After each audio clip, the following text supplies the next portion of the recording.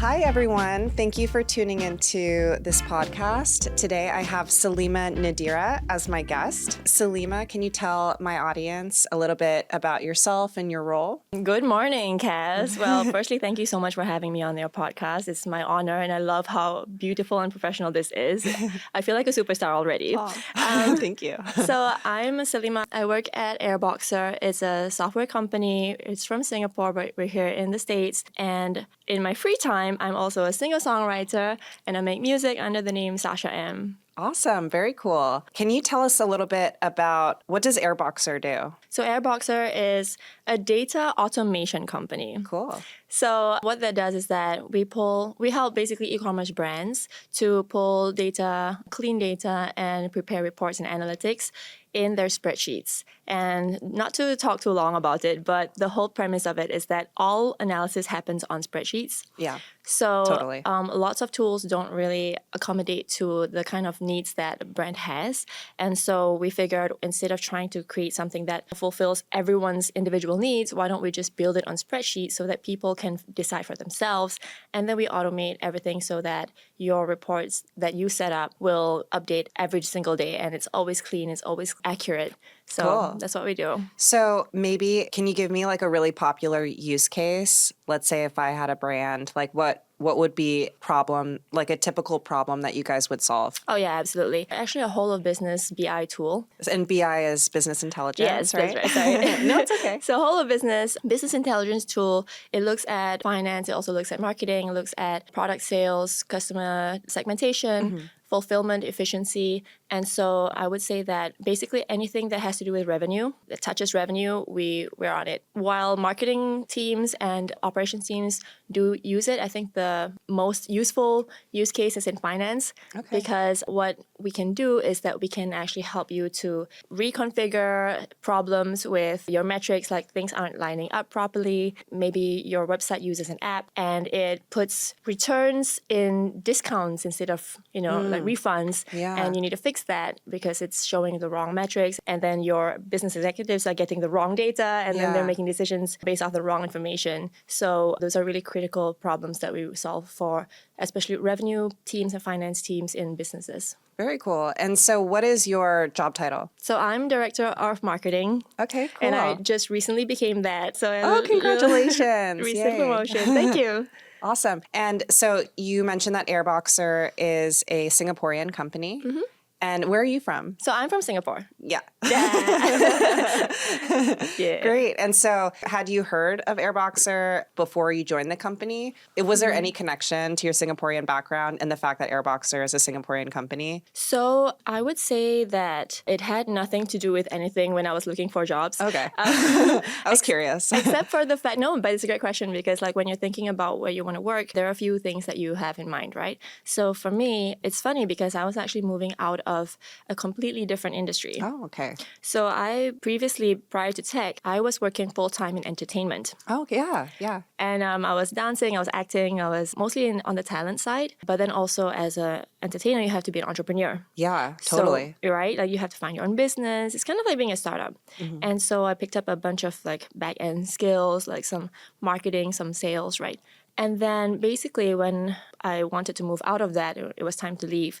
And I said, well, I want to do something that firstly lets me do all the fun things that I was already doing, right? Have a lot of autonomy in my work. Most importantly, lets me work remote. So internet companies, nothing to do with like going to the office or having to like do something in person. It was so funny. Like I just went on LinkedIn and scrolled through all kinds of jobs in all kinds of sectors. Mm-hmm. And I trialed 3 jobs. Okay. Like at the same time. And was trying to figure out like where I should go. And in the end, Airboxr was the one basically. Okay. So I want to talk about, you're from Singapore and I want to understand your path to getting to the United States. Yeah. Oh, yeah. So I'm not always in the States. Okay. So I'm sometimes in Singapore, I'm sometimes in the States. And because I work remotely, I'm sometimes in somewhere else. I spent a lot of time in Brazil. That's my cool. new favorite, by the way. Love Brazil. Shout out to Brazil. And then some other places like for remote working, I'm just kind of exploring. Cool. I guess like international in that way, like a lot of remote workers. Like digital nomad. Yeah, right? exactly. Yeah. So I guess the States is just like part of where I am. But honestly, this is where most of the opportunities have been because I joined in the beginning of the company. And what year was that? I think it was middle of 2022. Now I'm thinking about it. Okay. Yeah. So anyway, it was like kind of around end of COVID. They started the company in COVID. So they were always like a fully remote company. And the ironic thing was that pretty much the majority of our customers at the time, at the beginning. So the funny thing was that at the beginning, all our users were mostly from the US. Okay. Yeah. Even though Singaporean company, but your user base, US. Yes. Interesting. Yes. Okay. And I think it has to do with the business that we were building. It was built on Shopify. Yeah. It was e-commerce brands. And I think also the fact that it was a new app. And I think in the States, people are always looking for something to improve their business. They're happy to try new apps. And in Singapore, I guess a lot of businesses are either not as new or people are not as receptive to trying new apps until it's been proven. Right? Interesting. So it's a cultural thing. And so, yeah, we just saw the opportunity to spend more time in the States. And I think the main reason why we're here is because this is product development, product research. So if you're starting a new app, you'll probably do this as well. But when you try to get feedback, right, on your app, you'll try and do conversations. You'll call people, you'll try and talk to them, have interviews, right? So the problem that we were facing is that a lot of the users who were from the States, who are actively using our app, didn't want to talk. They just wanted to work. Mm-hmm. They're busy. I mean, I respect that. Like, like they're hustling. A lot of them are like getting to their first million. They sometimes are like pretty much the only person in the business. So I get that, like they don't really have time to give you a lot of feedback. Extensive feedback and not even at all. Yeah. So they didn't want to get on calls and we were like, well, this is our user base, right? Like these will be our customers. We need to know what will serve them. And if they're not going to come to us, we are going to go to them. So,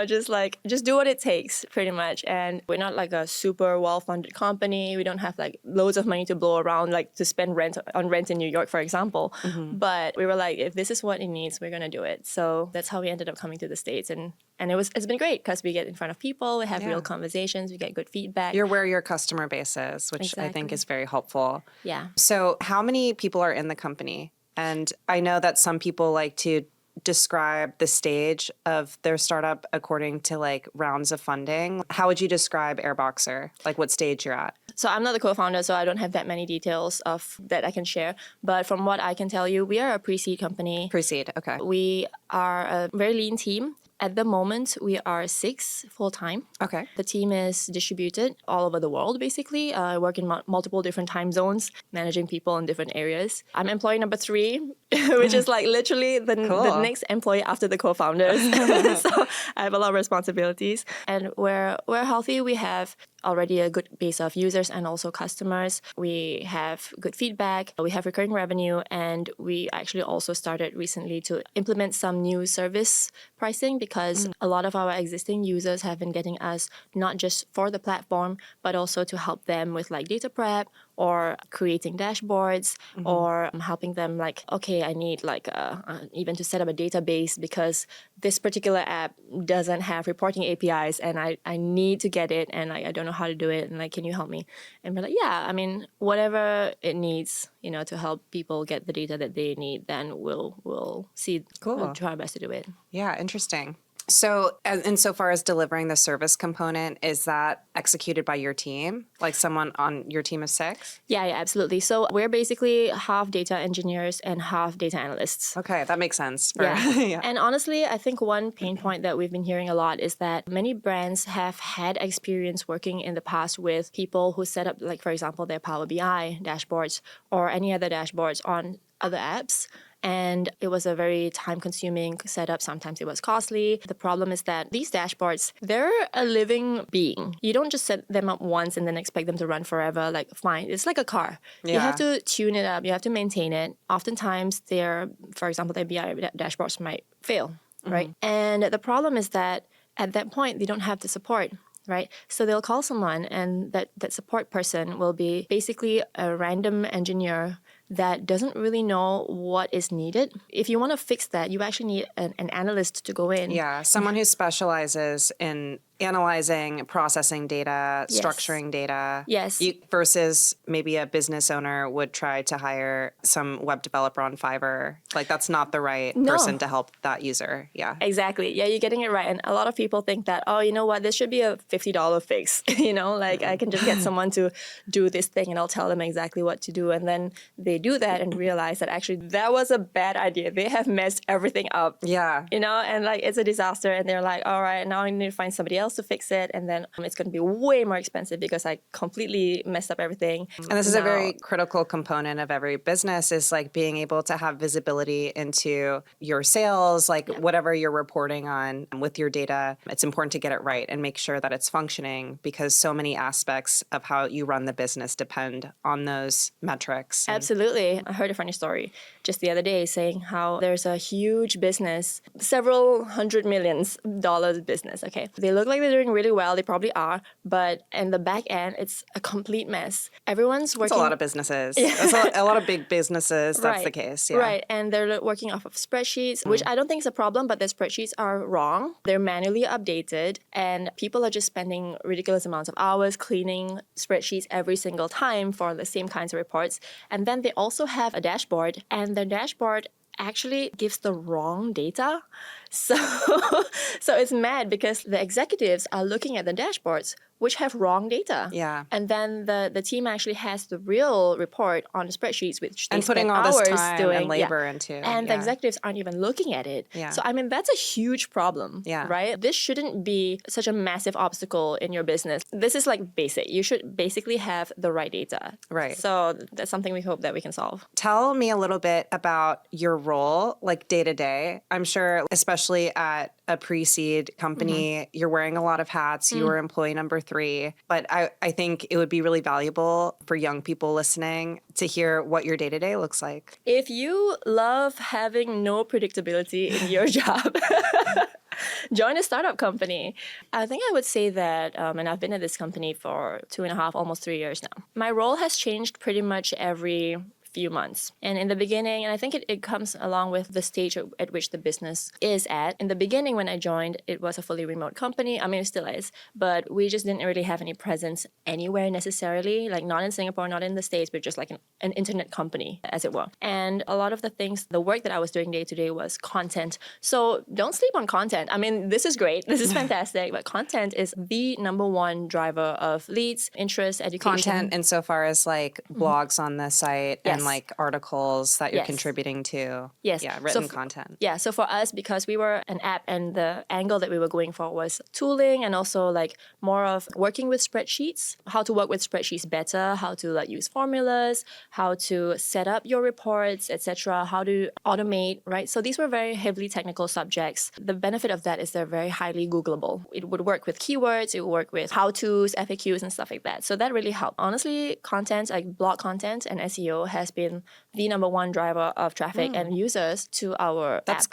good. Yeah. So SEO, search engine optimization, that is referring to all the activities that you do on a website in order to manipulate those variables that Google and other search engines consider when they evaluate where a website is ranked. Websites get displayed to users when they type in an inquiry into the search engine. So SEO, when you're referring to SEO, you're talking about typically like organic marketing, or when you're doing SEO, you're not paying for it. It's not paid. It would be if you're running ads like on Google. So that's really good that most of your users are driven to the website through organic marketing, through SEO, because that's for a lean team that is trying to maximize what they can do pre-seed. You want to have a really powerful like SEO strategy, and you don't want to be spending a ton on ads because you can burn through cash really quickly that way. Oh, yeah, absolutely. And you nailed it. Also, if you want to do ads, you want to be more targeted about it. So, Yeah. like when you know what SEO keywords are working well, then you can double down on that with paid keywords, paid search, and paid search is so much more affordable and more useful. And for someone who maybe doesn't know the term paid search, how would you describe that? It's like ads on Google networks, the text ads, right? I feel like your explanation would be better. But my very layman explanation is just like you figure out you go on Google Ads and you tell them, okay, these keywords are something that I want to rank more highly on search results. When you search for a certain keyword, they'll be like at the top, there'll be maybe like 2 or 3 sponsored Search results. articles. Yeah. And that's the one that would be like a paid search keyword. So yeah, all businesses are doing that. Sometimes it's on like branded keywords, which is the name of your company, because you already have, for example, brand awareness. People are aware of your company name, so they search it. And that's always the cheapest one in general. But the more expensive paid keywords would be, for example, like data analytics would be a freaking expensive keyword. Like data analytics tool. Every single tool out there that touches data is going to be bidding on that keyword. Yeah, exactly. So you're going to know exactly what your niche is. The higher the specificity, typically the lower the cost. Yeah. Sometimes. It depends. Sometimes, there are certain industries like real estate is a big one, or legal, where those terms are very expensive.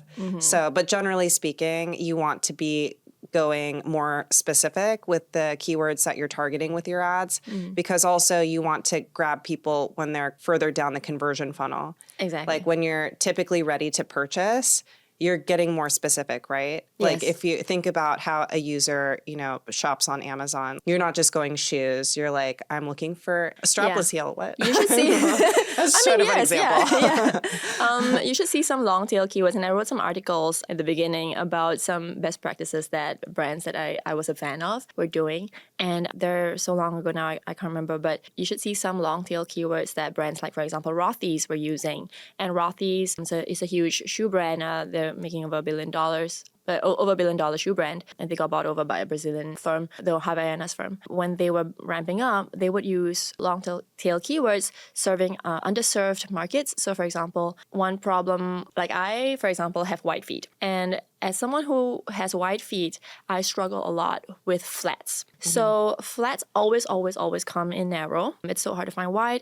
Rothy's niched down on that. They were so smart and so specific. And they were like, all right, our keyword's going to be women's, flats, pointy toe, wide, size 8, all the things that I would be looking for. So that's what a long tail keyword is. It's a search query that has descriptors in it.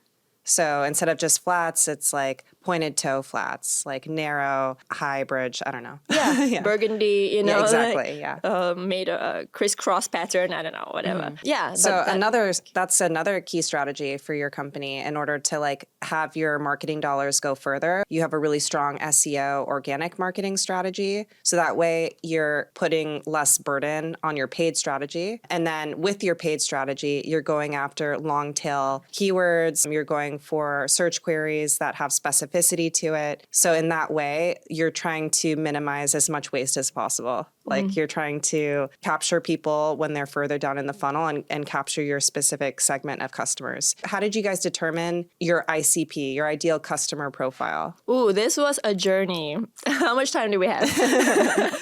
I'll try to make it short, but this is how it was, the story of our company. We built 4 products. Okay. All in the direction with the aim of finding our actual ICP. So we started with a sort of basic ETL, like extract, transfer, load tool. And this is like an extremely technical term, as you can tell, targeted towards extremely technical users who are already very much experts at spreadsheets, right? And so we built that initially, basically a tool that was able to get data from all kinds of sources, including like sales, accounting, etc. And then in Notion, project management. And then we realized that even though some people could use it, the tool itself was so complicated. It was a query builder. It was very sophisticated. So like basically, if you know exactly what you're looking for, like I need a report showing customers from this date range and with this stage of purchase, how many years they've been purchasing, how like a certain amount of value they have spent on the business, also like from these countries, like you have to key in every single thing that you need, and then grouped by date or grouped by month or grouped by like new and returning customers. So you have to know exactly everything that you're looking for, and then it would give you the most amazing report based on your specifications. Now, we learned that no one really thinks like that. And that was a big learning. We were like, oh, so people don't actually go in and be like, all right, I need X, Y, Z, A, B, C. Exactly what they need. No, yeah. So then we realized, okay, we're building other products and we're gonna actually package these reports in a way that makes a lot more sense to Like people. a templated report? Yes. Yes. We call them pre-designed analysis. Okay. And we call them hops. So it's basically a little like nerdy referencing, but in tech, many times people use this automation tool called Zapier. So it basically automates workflow. Yeah. And for us, we automate data, right? So we call our reports hops, kind of like Zapier Zaps. But for data. Yeah. Okay. So now you know the origin story of hops. But basically what it does is like we have already pre-packaged certain kind of reports or types of analysis that you need. So on a very simple level, we might have, for example, a hop that pulls you all your ads spend data from Meta, TikTok, and Google, plus your data from Google Analytics 4, traffic data in sessions, plus your actual sales data from Shopify. And then on top of that, it does some self-calculation, and then it gives you your ROAS. And it gives you also your marketing efficiency ratio, because maybe you don't care so much about ROAS because attribution isn't super important for you. ROAS being return on ad spend. Yes, exactly. And so that's a single pre-designed report that gives you a whole bunch of things that you would otherwise have spent 5 hours trying to pull, on a weekly basis. We even go one step further to calculate profit on ad spend. For some users that have asked us, we actually need to know how much cash is in the bank at the end of the day. We need to budget for our ad spend or see like whether we can get more inventory or whatever. So we do that. A little more advanced analysis that we have, for example, we have something called recency, frequency, monetary value. And that's a common kind of analysis, statistical analysis that teams typically at larger companies will have experts, analysts, doing this to figure out who are your most valuable customers. And most valuable customers are scored on how recently they came to the website, how frequently they've been to the website, and also how much they spend. So your top customers aren't just the big spenders. They're also like your super engaged fans, right? Your most recent fans, then you have a better idea of like who you should be targeting, who you should be running ads to or creating lookalike audience for, or sending special offers, or even creating like a special experience for them, an in-store experience, or giving them a gift. So things like that. I have so many more to share, but like that gives you an idea of what kind of things Super that we helpful. automate. So do you guys still offer those 4 products that you kind of went to market? Like, did you come to market with those 4 products, or was that first one and then it evolved? Yes. Okay. The first one it evolved, but basically the other ones still kind of exist in some way or form because we had users on them and we just couldn't bear to kill them and like children. Like kill those those product lines, yeah. Yeah. So they still exist. One day we'll think about what to do with them, but for now you can still use our plugin to download Notion databases into your spreadsheets if you need that. Okay, so I would love to talk about your journey, like your career journey. I know you're also a performing artist, and that was a big part of your life. Maybe we start with you grew up in Singapore, maybe where you went to school, and how that, how that evolved. Fun thing about being in Singapore, it's very efficient. And a lot of your, I guess, career choices or life choices don't have very much to do with what you actually want to do in life.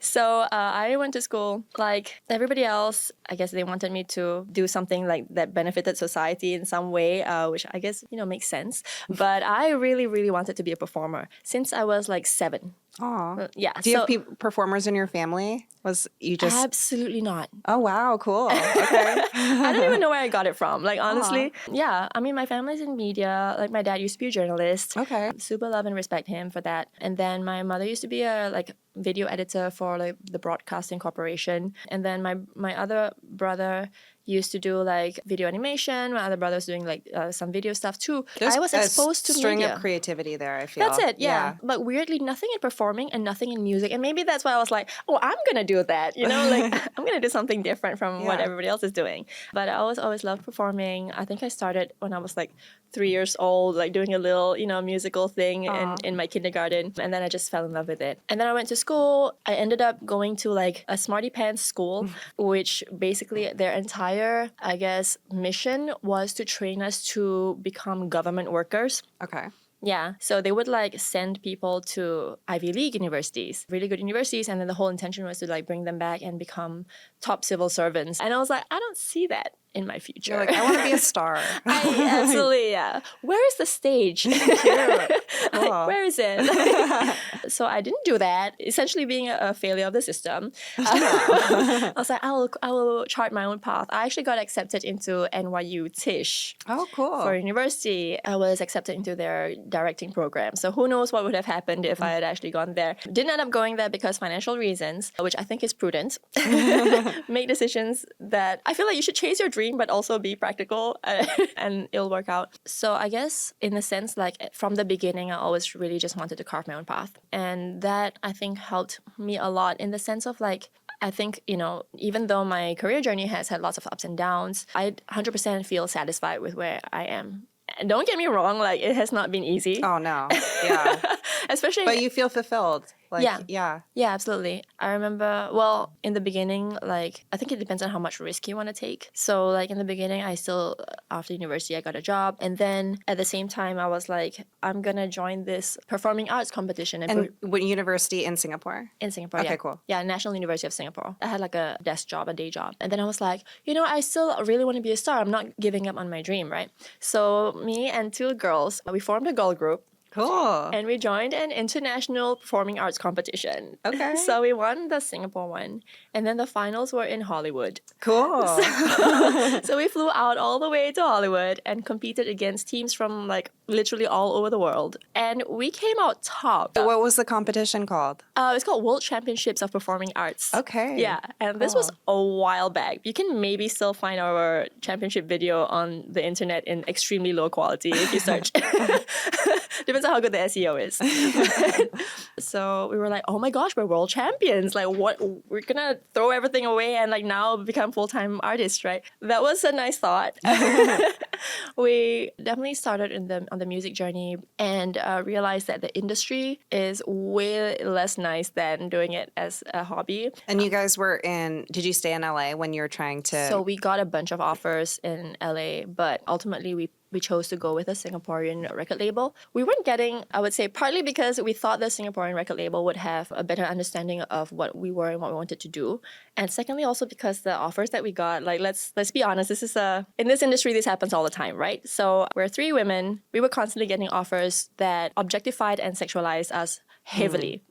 And we just weren't comfortable with that. We were like, we want to build a career off of our talent and our merit and try not to have that like taint the journey. And it's okay if we don't become like the world's most famous things just because we like showed a whole lot of skin. You know what I mean? So like we didn't want to compromise on those values.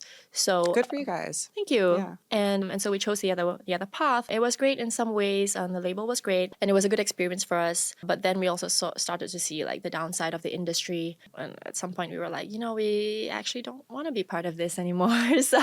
So we left. And I think that's one big takeaway for me, and not just in entertainment, but in any kind of career. It's like, I feel like you shouldn't compromise on your dreams. So if you really want to do something, you should go for it. But also, you should know when enough is enough. Like, go in, take what you want, and leave. Get out of there before it's too late. And then that's when I started my own solo career journey, which was in itself a struggle. Yeah, but I think... And your solo career journey was in the U.S. at this point? Like all of this was in the U.S.? Or you always were traveling? So I was always traveling. Okay. So my first release as a solo artist was actually with a German producer. Oh, cool. And somehow we released it under like a Berlin label, like an EDM label. So it's like electronic dance music. We didn't expect this, but the song blew up. Oh, cool. And what was the song called? It's called Loaded.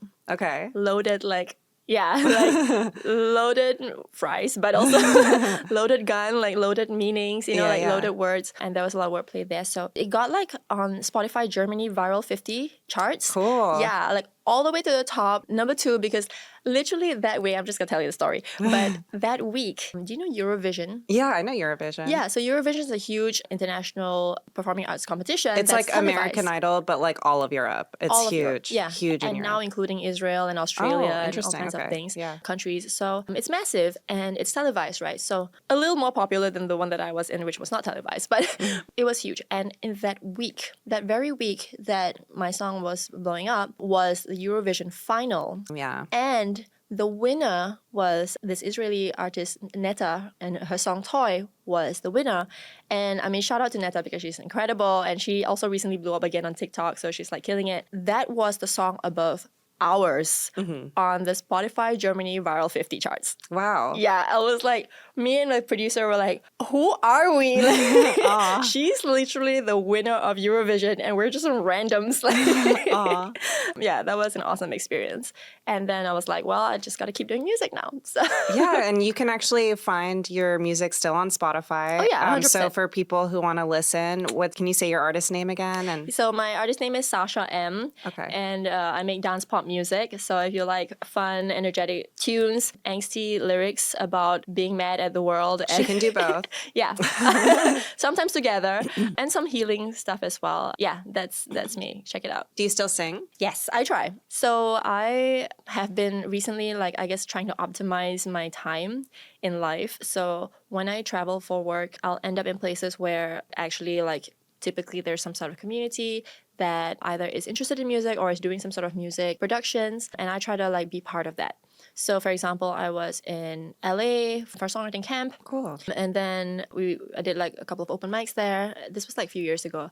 And then I was in Toronto. I did open mic there. I was in Singapore. I did open mic there. And then I was in Brazil, and they were like, "We're doing a charity show. You know, like it's a concert fundraiser." I'm like, "All right, I'll sing." I sang there twice. Even got like some new musicians to like collaborate with me, which was really fun. And we have actually a professional recording coming out of that soon from Brazil. And then in Singapore they were doing like a concert, a festival type thing, and they got me. I guess it's slow, but it's building up, and I think it's building up in the way that I want it to, and that's super important because like, I mean, I used to perform for big stages like the Youth Olympics, right? Like I used to perform for Universal Studios, like thousands of people, but I don't think it's the same as really building your own brand as an artist and having people see and appreciate you in the way that you need them to. And honestly, it's like you want to have control over that whole like the narrative. Yeah, the narrative and how you present yourself and like your brand. It's really nice because you've really stayed true to that. That's cool. I try my best. And honestly, it's not very different from helping to grow a startup. Yeah. Same thing. Branding, positioning, marketing, narrative, building relationships, the right relationships in the industry. Honestly, it's a parallel path. So I know you travel quite a bit, but one of your bases is near New York City. How do you feel about the city? Has it had an impact on your career? I've just been in New York this week shooting content, interviews, and also for an e-commerce conference as well. And I'm so energized by like how everyone is so, maybe it's a tired term to say it's like a hustling city, but it is. Like people are really going after their dreams and working really hard, and it's very infectious. Like, do you share in that? How do you feel about New York? Yeah, I 100% agree with what you said. I think your description of New York is exactly what I would have said the third time I was here. So now I've been here 6 times.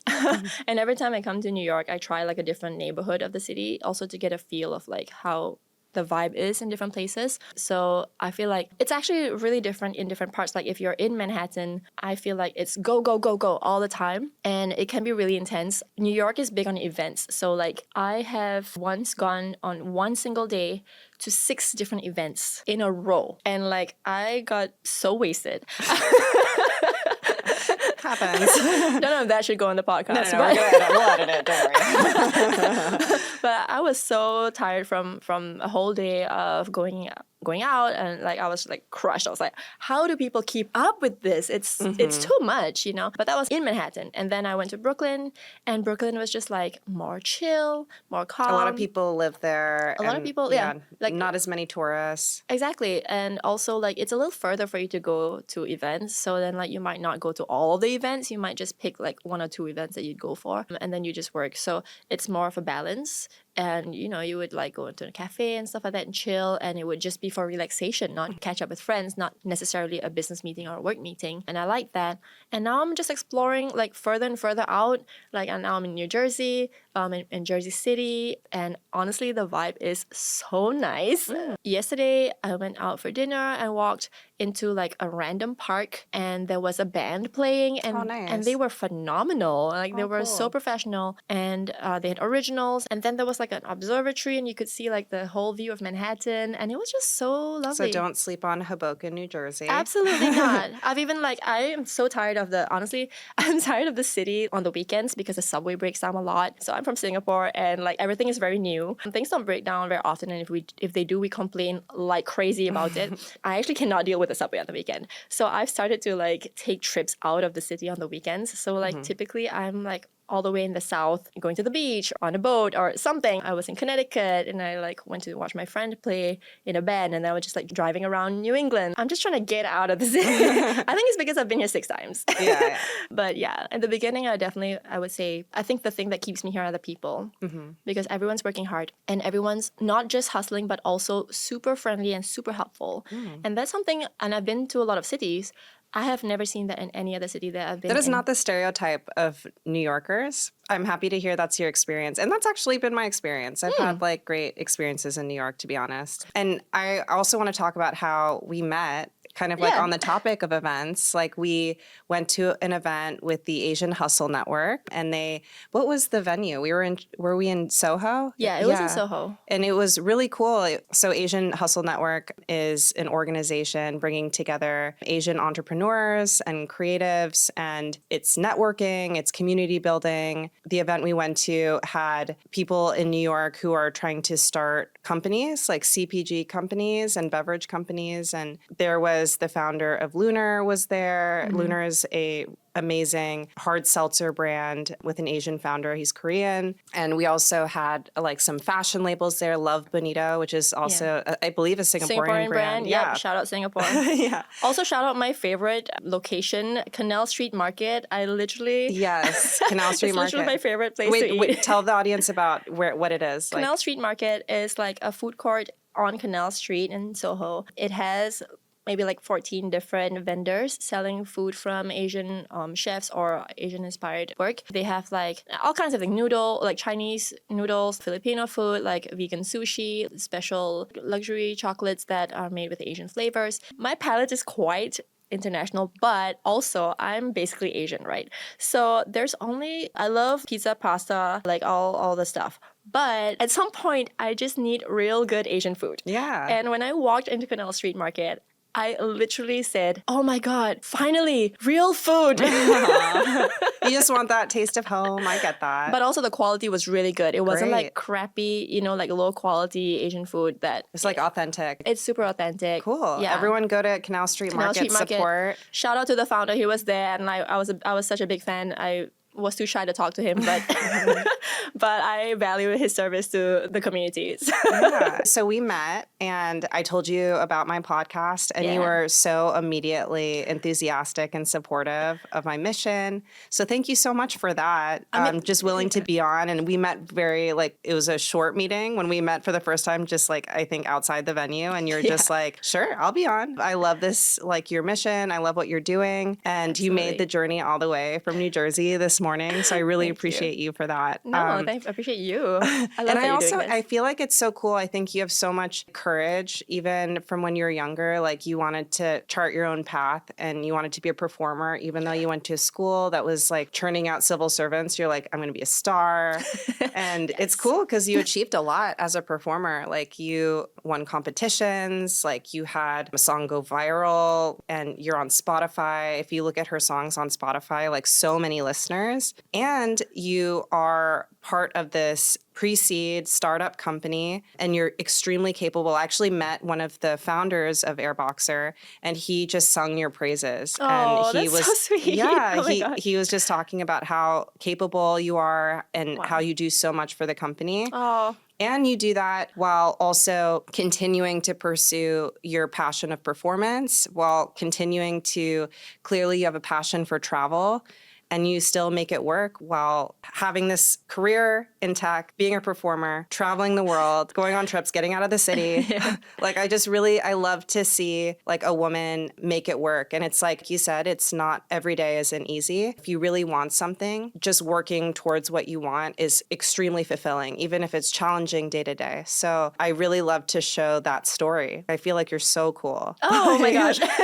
Thank you so much. I appreciate you. Like Yeah. that's the best praise ever. I just want to say also that like the only reason why we can do the things that we really want to do is having good people around. When I met you, I was like, oh, I love that you're doing something for women, especially younger women that need to be inspired. I feel like this is a mission worth supporting. I think the more you engage with and surround yourself with good people that do good work that inspire you, you will always drive yourself to do better. And that for me is like a non-negotiable. Like I will always try and do that in my life. So thank you for being here to inspire me as well. Doing all this like super professional, like hustling, like traveling yourself in the city. It's amazing. Yeah, and I definitely want to show younger people or everyone actually that you can be a multifaceted person. Like you can be a creative person and have a really important role in tech. I think it lends itself to doing your tech job better. You're able to juggle all these different things. You can relate to your audience better. You have a better understanding of people.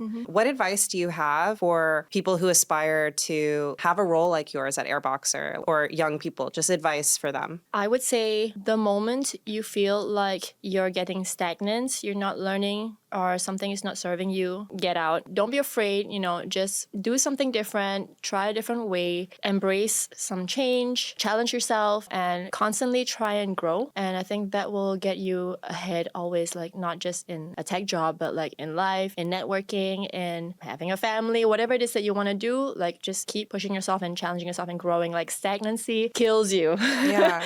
It's okay if you're feeling unfulfilled or unhappy in your position, that's a signal for you to do something different and to explore other possibilities, maybe meet new people. Yeah. I was thinking about what you said about working at a startup and like you wear a lot of hats, you do a lot. I think that's a really good environment for young people actually, as getting your foot in the door in tech. Like working for a startup or working for an agency is kind of similar too. Yes, I have, my career has been in the agency world, like digital marketing, web development agencies for many years. It's similar to a startup, like it is very go, go, go. It's you wear a lot of hats. It can be challenging in that way. But in these environments, you actually are given the flexibility to try new roles. I actually started working at a fintech startup, and there I was able to evolve from like customer support role to kind of working with our product teams. And that was great experience. And a smaller company oftentimes will give you that flexibility and allow that. There's less barriers, maybe bureaucracy to like moving around in different positions. And an agency is similar too. Maybe you might start as a copywriter, or a project manager, and then you find you want to explore design or copywriting. In those environments, they'll allow you to explore those teams and actually get mentorship within the organization too. So thank you so much for coming today. I really appreciate it. It's been so great to talk to you about your journey. And I think you're so cool. Like, honestly, I think it's, and I hope you guys check out Airboxr. Please follow her on Spotify, check out her music. And thank you so much for tuning in today. Thanks, everyone. Thank you, Cass, for having me. Thank you for watching, and watch, subscribe, share.